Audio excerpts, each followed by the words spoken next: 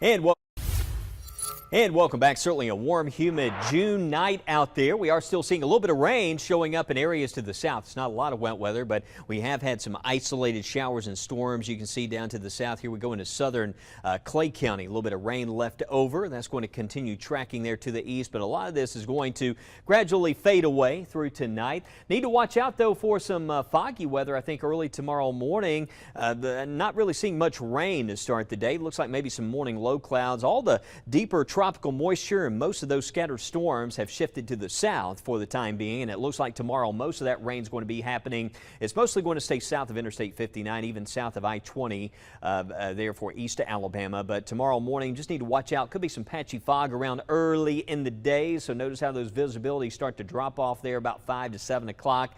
Not for long, but you may want to factor in a little extra drive time early in the day, and then we'll have some sun breaking through, and overall looks like a good day for some yard work. Probably want to take advantage of it, get that lawn mowed if you have a nice break there in the afternoon. We will see maybe some isolated storms to the south. That's where most of that development's been happening in this bit of a lull in those rain chances, but need to watch it later in the day to the south. But more widespread coverage possible Thursday and Friday, so need to certainly check the weather app before you head out. And by Saturday and Sunday, good chance we're probably going to have some soggy yards out there because we are going to have more scattered thunderstorms more likely over the weekend. But again, things pretty quiet from this point on through tonight. Those showers and storms finally settling down. Notice in the morning, we're not seeing a lot of wet weather to start the day, but you can kind of get the picture here. Most of the models just really favoring scattered storm development across those southern counties. And then once we go to Thursday, dry start to the day. Again, maybe some morning low clouds, some patchy fog, but notice